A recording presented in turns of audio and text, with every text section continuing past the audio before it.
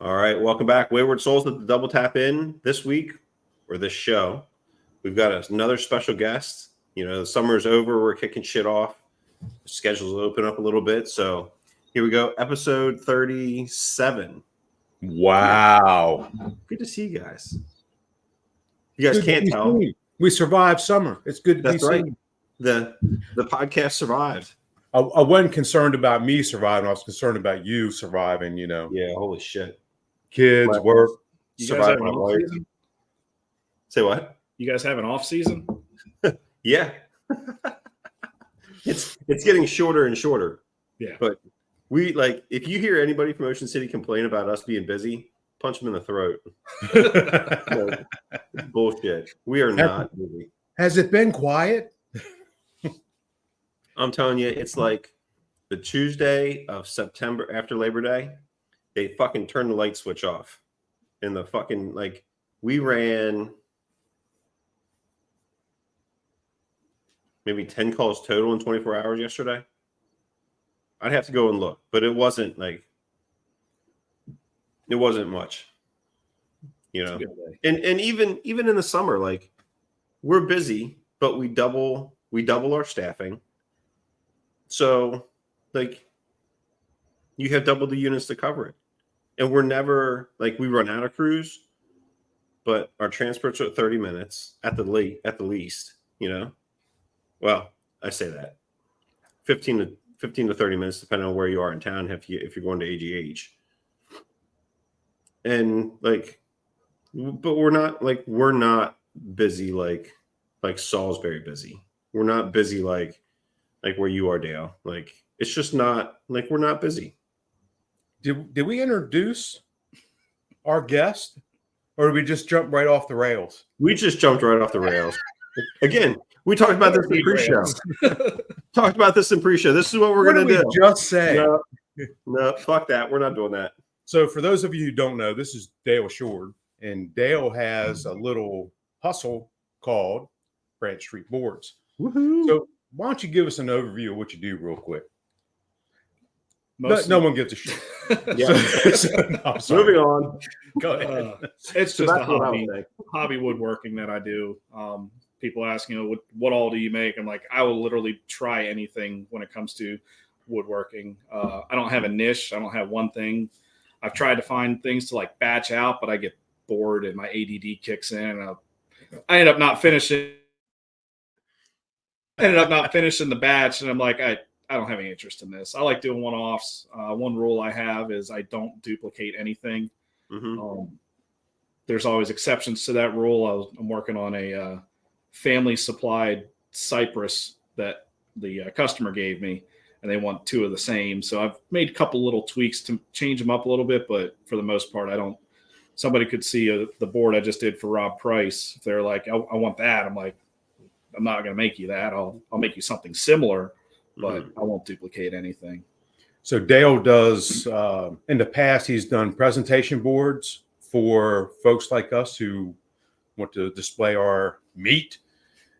And I wasn't sure where you're going with folks like us. So, but yeah, people like to show our meat. We're exhibitions. Are they just little boards for folks like us? He'll make it size appropriate, which is exactly what he did for mine. He said, "Hey, I want you to take a measurement of your meat. That way, when it's sitting on there, it's framed nice." Well, it's the smallest presentation board you've ever seen in your entire life. Yeah, he started with a match, right, and whittled her down from there. He also does cutting boards. He who shall not be named, has a couple of his. Rob Price he mentioned, and there are several out. Oh, you're delivering one today? Yeah, it's not a presentation board. It's just like a serving tray. A serving tray. Yeah, commission picking up today. He's also gotten into for special needs people, such as he who shall not be named. He who shall not be named. English is not my primary language. Yeah, we know your special needs too. It's okay. He's doing juice grooves around the outside. And so tell us your opinion to them. Juice grooves, I don't mind. They're easy on a rectangle or square board, but he who shall not be named, I did a custom live edge, just slab of walnut. I mean, it was it was a beautiful board. And he wanted a juice groove on that with a pour spout. And usually you can just set up a jig and do a juice groove, no problem, on a regularly shaped board. I had to freehand this, and I don't think I'm going to do another one. So it's okay if you tell him to fuck off. Well, it was the first one. I didn't want to say no to the first one. I did a river board presentation board for him before. Mm-hmm. This has probably been 3-4 years now. And then once he started with his getting the barbecue business going, he needed a substantial board, and I wanted it to be a statement piece that looks good for him, looks good for me, and it came out beautiful. While the juice groove was a complete and total pain in the ass, and one of my text messages to Mike after I was done was, "I'm never doing a live edge juice groove again." There's exceptions to every rule. I'll probably do it again. Right. Yeah. So as a housekeeping issue, if you want to pop on Instagram and give Branch Street Boards a follow, you can see a lot of his creations there. I know that he has done serving boards, I guess is a good way to put it, for a couple local restaurants. Yeah, is that the real long, like the real long ones where they bring like a whole shitload of food out? I've done a 4-foot one for a private, for just a personal, and then I have a sushi cafe uptown Ocean City. If you've had any of their sushi on any of their walnut serving trays, those all came out of my shop. Oh, that's awesome. So they're all live edge. Actually, a couple of them came from the walnut tree over off of 3 Washington Lane when they remodeled. Yep. That tree got hit with, I think, either lightning or it split from wind. I grabbed some logs from it, and I made some trays out of those, so kept it local. And just for clarification purposes, you do mill some of your wood. Most anything that I make comes from, we start from log, and then goes onto our sawmill, and then we dry it all. I rarely buy lumber unless I'm looking for something very specific. For like the sushi trays, I've gotten more into more specific things that they're looking for to fit their smaller venue. So I've bought some stuff for them to make theirs, but most anything I make, all my stock comes from logs that I've milled myself or trees that I've cut down.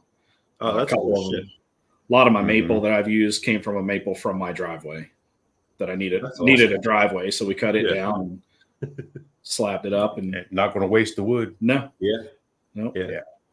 Yeah. That's awesome. That's a part I wanted to get in, that is he's not going out and just buying random pieces of wood. It's something that he's got time and effort invested in, and he knows where it came from, and he's looking for certain characteristics in the wood too, such as, I forget the terminology of the knurls. The burl.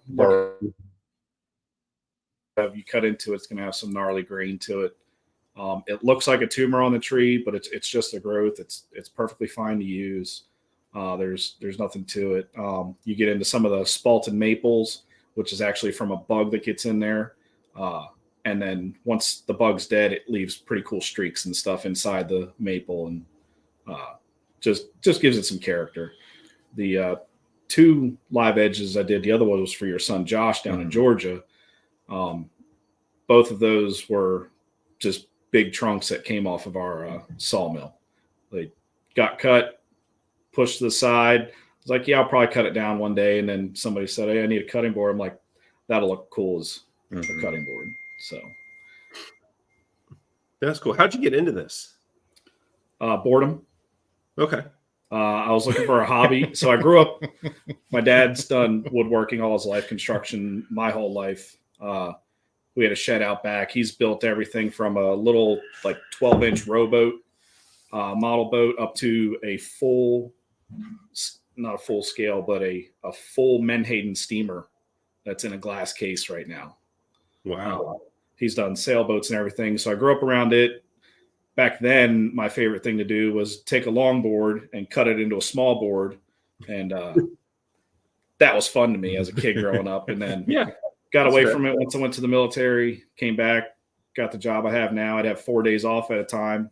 My godfather's been in woodworking his whole life, and he had a shop that wasn't being used. So I kind of got it back together, got everything running, tuned saws up, got everything up to operation again, which sparked a fire in him. Now he's back into the shop every day, if not every day, every other day, just creating little things. My main thing was finding a hobby that didn't come out of pocket. Yeah. There was some initial startup stuff, but any money that I've spent on tools, material before I had the sawmill, has all been made back just by selling stuff. If I need right now I'm saving up, I need to get another saw. So I'm selling some stuff so that I can save up, get that saw instead of taking out of my paycheck for my full-time job. Yeah. Yeah. You stay pretty busy with stuff? Yeah, I do. Everything's word of mouth. I don't do a lot of, I don't advertise at all other than Instagram. I put a bunch of stuff up on Instagram. But one thing I do when people say, hey, I want to get something made. I don't operate under anybody's, if they say I need it by this date, I'm like, I'm not your guy.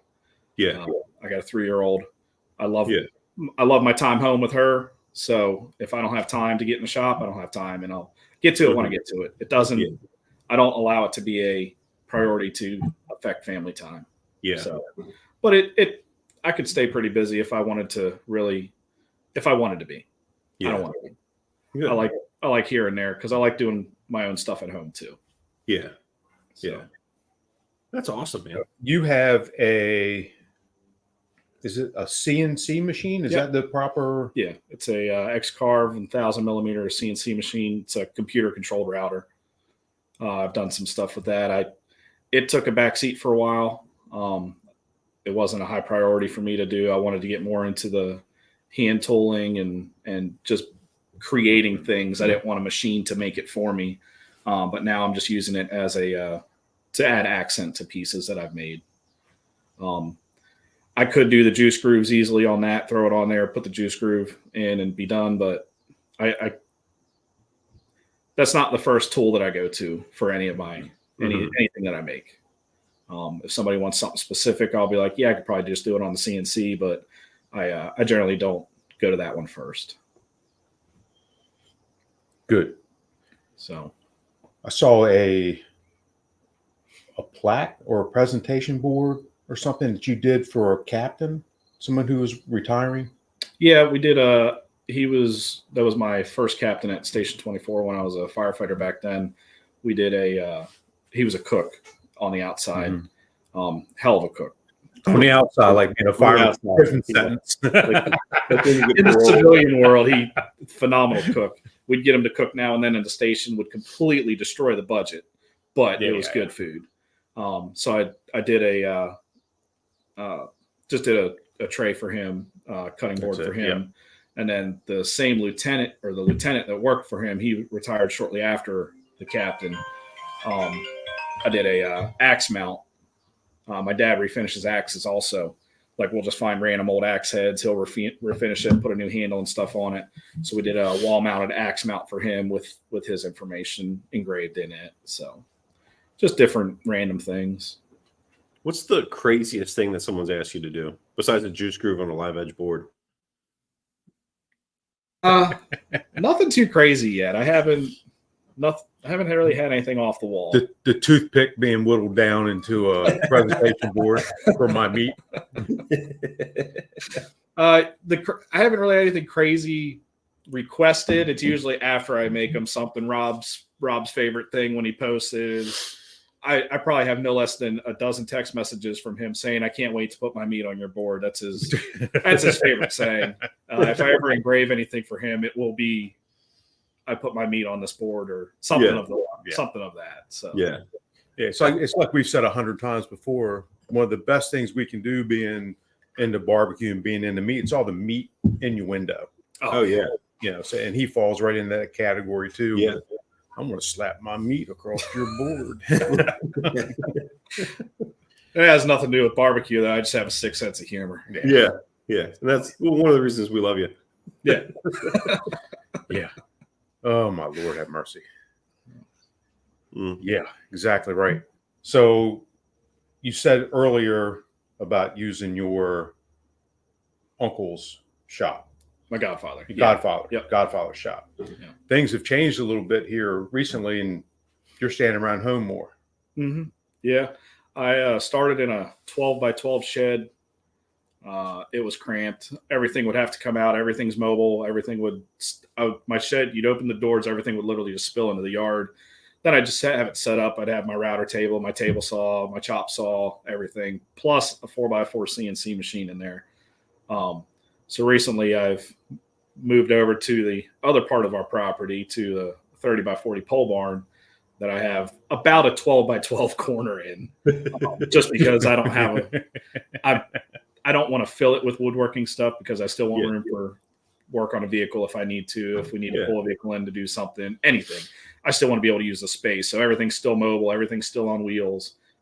It all gets still able to push into the corner. But yeah, I do have a little bit more room to work now. So nice. Yeah. But I plan on having my own pole barn right next to my house eventually.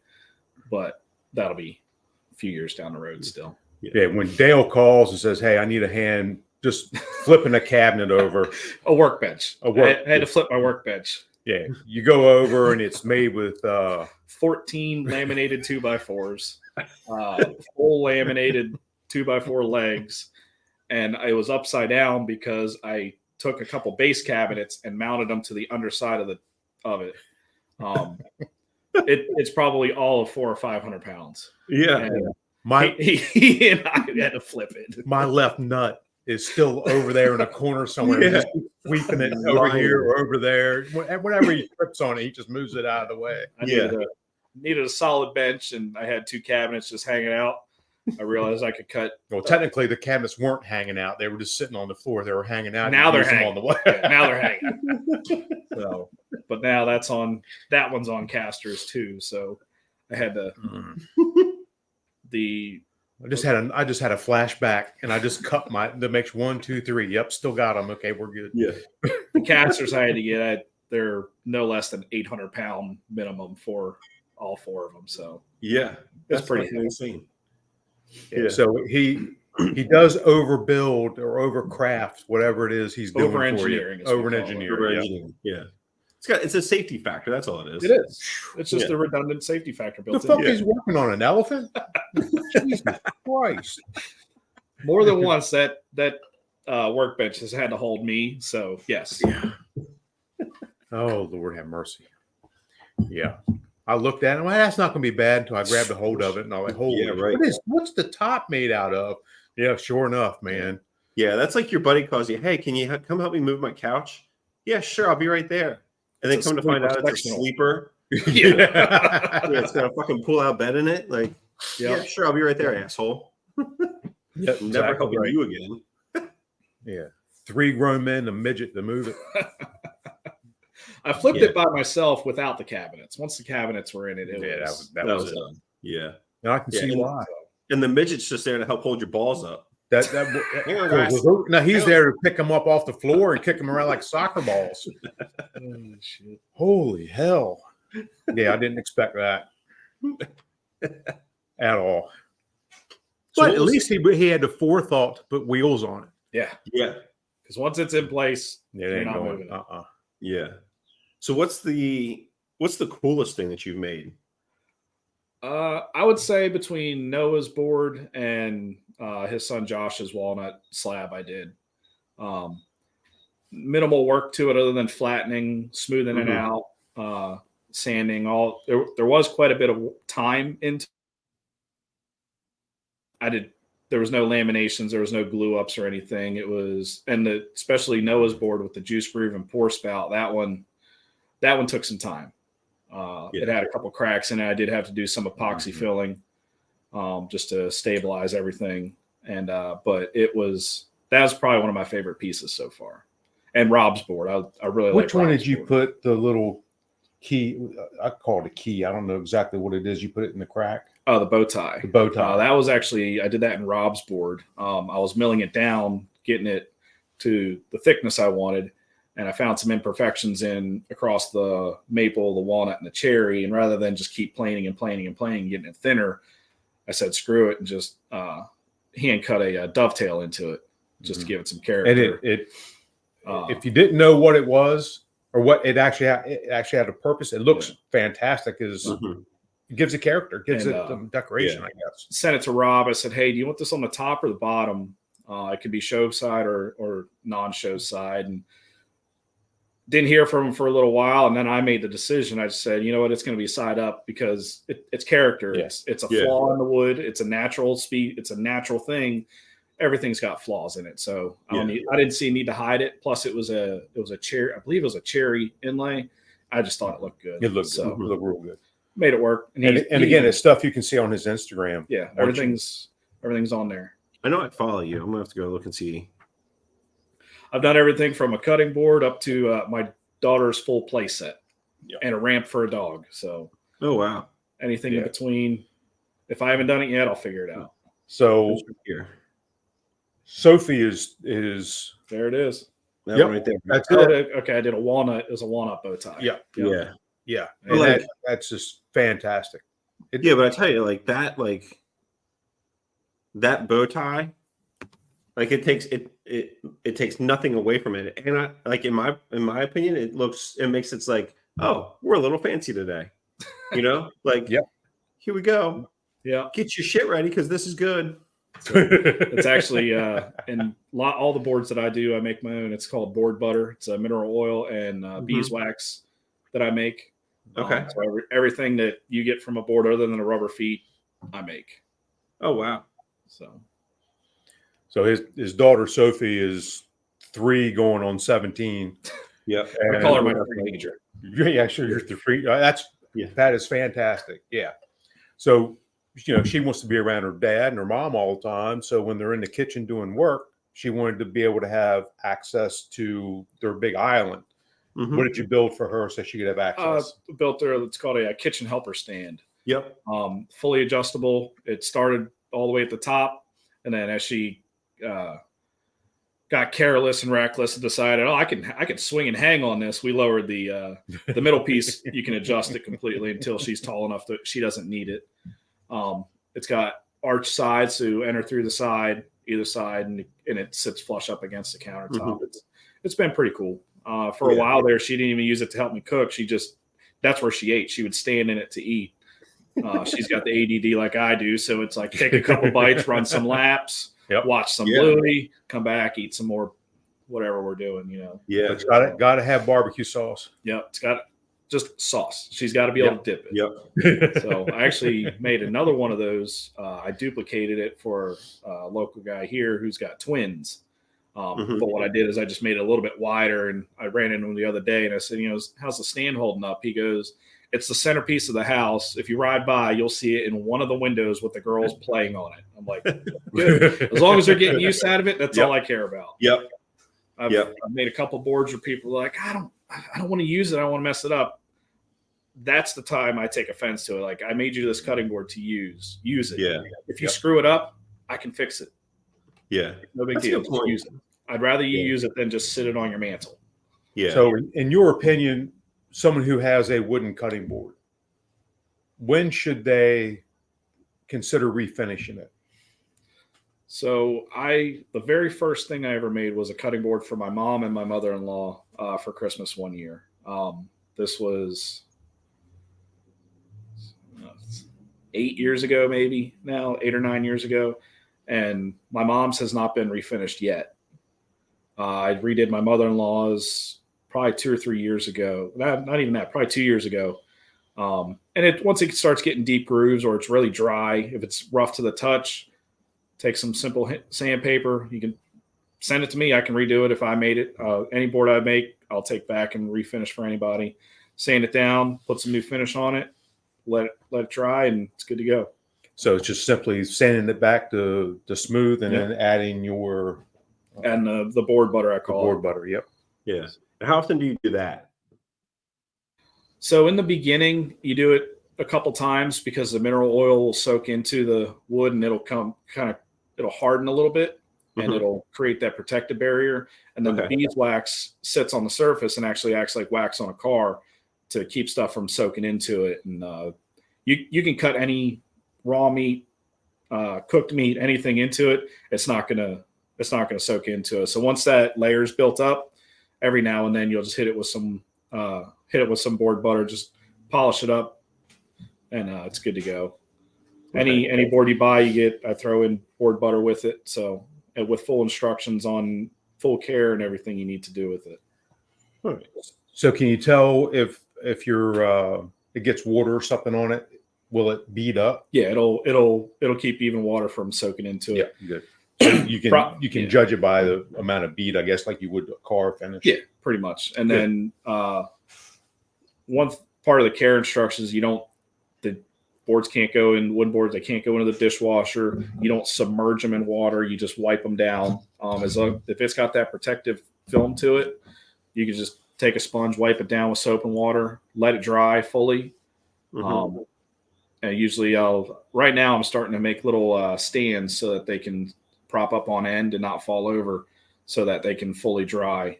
Usually if you get it wet, wash it, and then set it flat, one side's not going to dry, and then it can grow some mold or mildew because it is still a porous surface. Mm-hmm. So you want to make sure it's able to get good airflow and dry fully before you putting it away.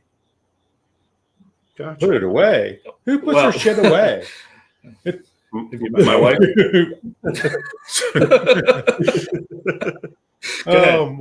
Go ahead. So we do these family dinner things, and try to have dinner with them as much as we can. Go over for dinner one night, and we're burgers. Yes, we're having burgers at their house, and Blackstone smash burgers, love them. Oh, love them. We stand back and letting everybody do their thing and whatnot. Kids eat first. Yep, kids eat first, and then the ladies go, and except for Blakely in this particular case. And so I go up to get my stuff. I'm going, damn, we went through all the rolls so quick, kind of deal. Nope. His wife Blakely, bless her heart. I thought everybody already got one. I thought everybody got one. She put them away. She wrapped it up. You weren't getting seconds in that house, buddy. I can tell you that right now. You can't get first. If you're getting seconds, it was going to be fucking gluten-free. Yeah, right. So we're all sitting down eating, and where is she? She's got the Lysol wipes out, already doing the counters, doing all that shit. Gotta love it, man. She keeps a tidy house. I got no complaints. Yep. I can't complain about it at all. Exactly right. Sometimes you just gotta laugh at it. Yep. And go with the flow. And it's still coming up every time we get together. Yeah. I was getting ready to say, me, I don't forget that kind of shit. I can forget what happened this morning. Yeah. Something like that, I don't forget. Yeah. And then I'll occasionally remind you of it. This is probably 3 years ago. Yeah. This happened. Yeah, sure. And it's still funny. Yeah. Yeah, absolutely. Yeah, we're out of rolls already. Well, not exactly. Yeah. That's one of the lettuce wrap. Right. Yeah. Bold of you to assume I had lettuce there for people to wrap it in. Yeah. I thought that was just garnish for the burger. Made it look nice. Actually what Dale did was he created a segue into our next episode. Did you notice that? I did. Yeah, I like it. Yeah, I like when you have to go back on the inside. Right. Yeah. Yeah, right. Exactly right. Oh, when am I going back? No, he said when you go back on the inside. Yeah, so you gotta go back on the inside. Go back in the clink. Oh my God. I don't know. Some days you feel like I've had more than one drive home with no radio on for a reason. Yeah. I had one. This was early in my career for where I work. I was driving home, and whenever I cross the Bay Bridge, I text Blakely, say, "Sure." She knows I'm on the side of the bridge. She knows I'm almost home. Yep. I didn't text her. I'm just cruising, riding. She calls me. I said, "Where are you?" I'm like, "Oh, I'm in Cambridge." You didn't text me when you got off the bridge. I don't remember crossing the bridge. Yeah. I was on autopilot, just no radio on, cruising, just because it was one of those nights. Yep. So, Yep. Yeah. I think we've all had those days. Oh, absolutely. Yeah. Absolutely. Yeah. Or days where it's just like, it's not a bad day, but it's just like, it goes on forever. You're like, holy shit, it's only 3 o'clock. In 3 o'clock in the afternoon. Right. You feel like you've been there. It should be like 3 o'clock in the morning. But yeah. I usually try to get to bed early when I'm at work because I know we're going to be getting up. And went to bed last night. We got a call, and I'm like, God, it's got to be like 2, 3. It's got to be at least 2:30. No, it was 10:15. Yeah. So. Yeah, you heard that right? 10:15. He had been asleep. Yeah. So long. He thought it was. It was only about an hour, but I'll tell you what, that schedule though, like I'd be a zombie that third shift. I wouldn't know which way was up. Like, there was a time when my nickname was Third. I did have a Third Day Dale nickname. So wow. You knew when I'd been up all tour because I'll go up for 5 days. I'm there for all 5 days. Yeah. Three of the scheduled shifts, and then I'll usually either pick up overtime or I've got my hat in many rings, so I'm doing something while I'm up there. And there's been some days like, Third Day Dale's at lineup. Yep. I think I've gotten a little better in my older age. Sophie's had a lot to do with that, with building my patience. Yes. Testing my patience. Yeah. To build my patience. Yeah. So and a lot of it is just like I can say that, but it's just better if I don't say that. Yeah. Yep. Yeah. 3-year-old will do that. Maturity? No. Fuck you. I still say fuck way too often to for a sign of maturity. So who gives a fuck? What's funny? Yeah, exactly. Yeah. What's funny is like around kids, it's like a light switch for me.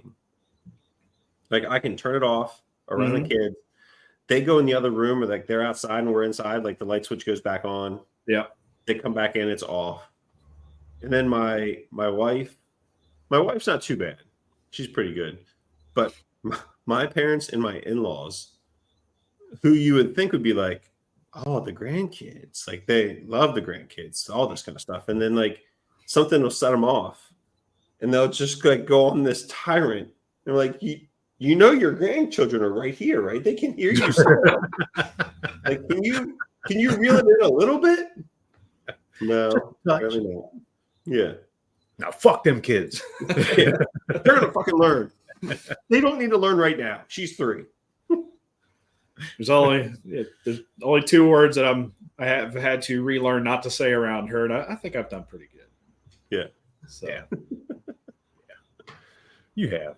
We all have. Yeah.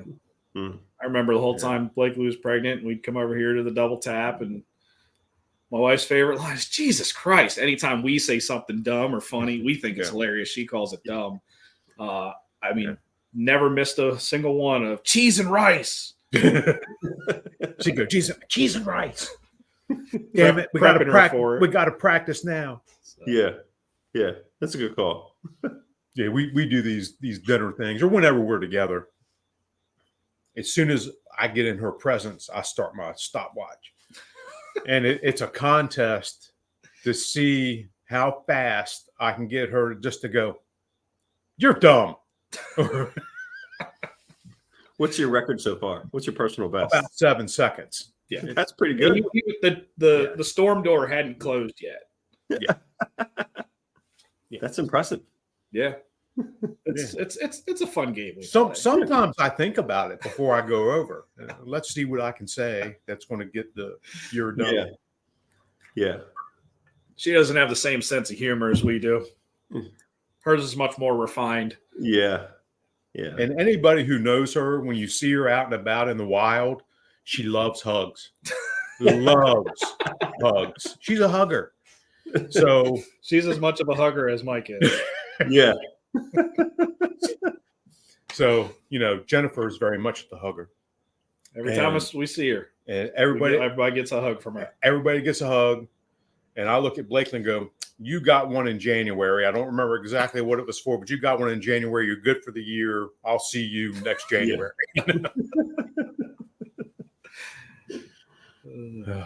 Oh, look at the time. Yeah, look at the time. All right, so folks, thanks for watching. We're going to wrap this show up. We got another one, as Mike alluded to earlier, talking about what we're cooking on the inside. So join us next show. And we'll see you soon.